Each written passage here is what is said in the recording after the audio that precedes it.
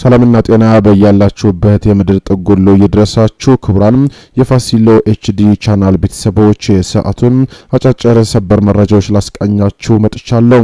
ክቡራን ተመልካቾች በዚህ ሰዓት የመረጃ ጊዜ ከምታደምጧቸው በርከት ያሉ ሰበር ሀገራዊ መረጃዎች መካከል አብይ አህመድ ሰራዊት በትግራይ ከደረሰበት ኪሳራ የበለጠ በአማራ ክልል ከፋኖ ጋር እየተደረገ ባለው ጦርነት ከፍተኛ ጉዳት እየገጠመው መሆኑን አመነ። በሰራዊቱ አመራሮች በአማራ ክልሉ ጦርነት ላይ ልዩነት እየተፈጠረ መሆኑን የደረሰን መረጃ ያመለክታል።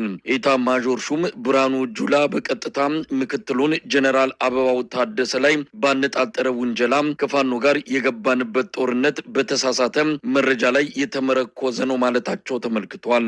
ሆን ተብሎ የተሳሳተ መረጃ ተሰጥቶናል አሊያም በሰራዊቱ ውስጥ ሳቦታጅ የሚያደርግ ኃይል ገብቷል ሲሉ ፊልድ ማርሻል ብርሃኑ ጁላ መግለጻቸውን ከደረሰን መረጃ ለማወቅ ተችሏል። አማራ ክልል የገጠመን ኪሳራ ከትግራዩ የሁለት ዓመቱ ጦርነት የከፋ ነው። በተለይ በተዋጊ ሰራዊታችን ላይ የደረሰው ኪሳራ በትግራይ ከገጠመን ይበልጣል ያሉት ፊልድ ማርሻሉ ይህም የሆነው ስለ ፋኖ ቁመና ትክክለኛ መረጃ ይዘን ወደ ጦርነቱ ባለመግባታችን ነው ሲሉም በቁጭት ተናግረዋል። በትግራይ ከህወሓት ጋር በተደረገው ጦርነት ከፍተኛ ቁጥር ያለው የአብይ አህመድ ሰራዊት ኪሳራ ቢደርስበትም በአማራ ክልል ከፋኖ ጋር የተደረገው ጦርነት የበለጠ ቁጥር ያለው ሰራዊት ከጥቅም ውጪ መውጣቱን በአዛዦቹ በኩል በተደረገው ግምገማ መረጋገጡንም ለማወቅ ተችሏል። በጦር መሳሪያዎች ኪሳራም ቢሆን ፋኖ ከቀላል ኋላቀር መሳሪያ በ17 ወራት ውስጥ እስከ ሞርታርና ዲሽቃ መታጠቅ የቻለው ከአገዛዙ ሰራዊት በምርኮና በተለያዩ መንገዶች ባገኘው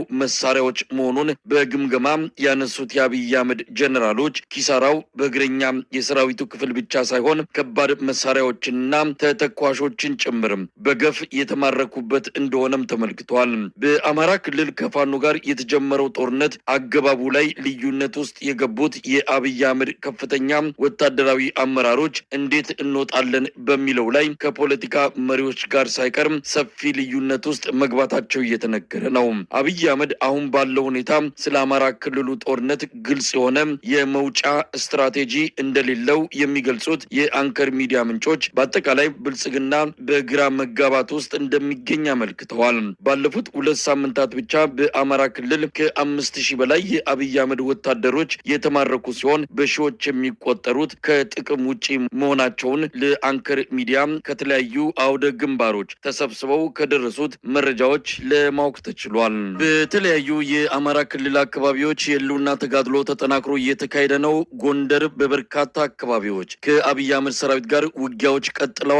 ሰሞኑን በመተማ ዮሐንስ አካባቢ ከአገዛዙ ብረት ለበስ ሰራዊት ጋር ከባድ ፍልሚያ እየተደረገ መሆኑን በቀጠናው ከሚገኙ ክፍለ ጦሮች አንዱ የአርበኞች ክፍለ ጦር አዛዥ ሻለቃ ብርሃኑ ነጋ ለአንከር ሚዲያ ገልጸዋል። በአብራጅራ ለ3 ቀናት ውጊያ ሲደረግ እንደነበረ የገለጹት ሻለቃ ብርሃኑ በርካታ የአብይ አህመድ ወታደሮች ስልክ እየደወሉ ጭምር እጅ የሚሰጡበት ነባራዊ ሁኔታ ተፈጥሯል ሲሉም ተናግሯል። ሻለቃ ብርሃኑ በምዕራብ ጎንደር አጠቃላይ የብልጽግና መዋቅር ተሽመድምዷል፣ መረጃ ትሰጣላችሁ በሚል የራሱን አባላት እያሳደደና እያሰረ በመሆኑ እርስ በርሳቸው መተማመን ጠፍቶ ግራ የተጋቡበት ሁኔታ ነው ያለው በማለት ወቅታዊ ሁኔታውን ይገልጻሉ።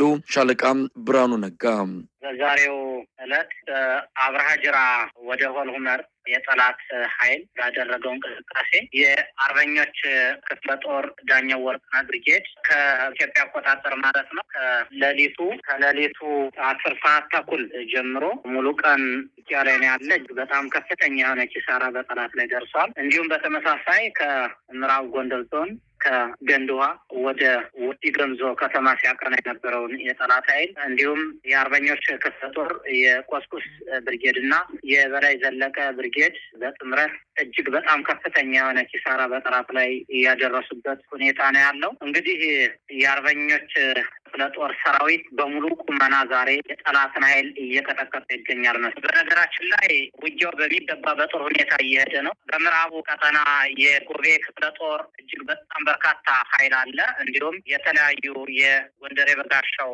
ክፍለ ጦር እነ አርበኛ ጆን ወይም ዮሐንስ ንጉሱ የሚመሩት ሰራዊትም ወደ አብርሃጅራ እየገሰገሰ ነው የሚገኘው።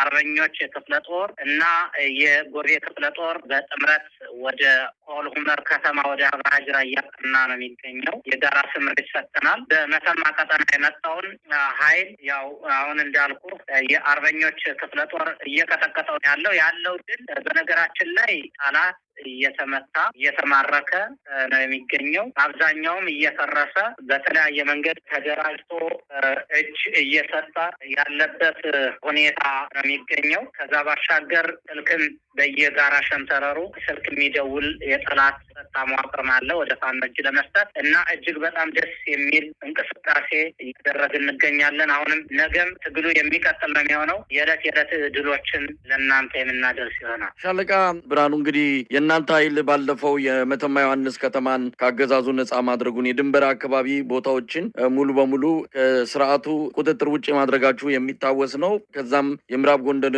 መቀመጫ የሆነችውን እንዲሁ ገንዳውሃን ለመያዝም በእናንተ በኩል እንቅስቃሴ ሲደረግ እንደነበረ እናስታውሳለን። እዛ አካባቢ ያለው አሁን ወቅታዊ ሁኔታ ምን ይመስላል? እንግዲህ እዛ አካባቢ ያለው ወቅታዊ ሁኔታ በነገራችን ላይ ምዕራብ ጎንደር ዞን ላይ ብዙ ንጹሃኖች እየታገሩ አጠቃላይ የፋኖ ቤተሰብ ወይም የፋኖ ሀሳብ ደጋፊ ናቸው የተባሉ ንጹሃኖች ንብረታቸው እየተዘረፈ ነው የሚገኘው በዚህ ሰዓት። ስለዚህ አጠቃላይ የሚታሰረው ወይም የሚታገተው ከታገተ በኋላ አብዛኛው ማህበረሰብ ወደ ፋኖ እየተቀላቀለ ያለበት ሁኔታ ነው የሚገኘው። እዚህ ባሻገር አጠቃላይ ከፋኖ ጋር ግንኙነት አላችሁ በሚል ያው የብአዴን ሞግዚቶችም ወደ ስር የገቡበት ሁኔታ አለ። ጄኔራሊ ምንድነው እዛ ቦታ ላይ የአማራ ብልጽግና የሚባል አብዛኛው እየተሽመደመደ ምናልባት ለሆዳቸው ያደሩ አንዳንድ ተልካሻ እንፍርፋሪ ጥቅም ፈላጊዎች ለምሳሌ በእገታ በግድያ የተሰማሩ አድማ ብተና እንዲሁም ፖሊስና ሰላም አስከባሪ ሚኒሻ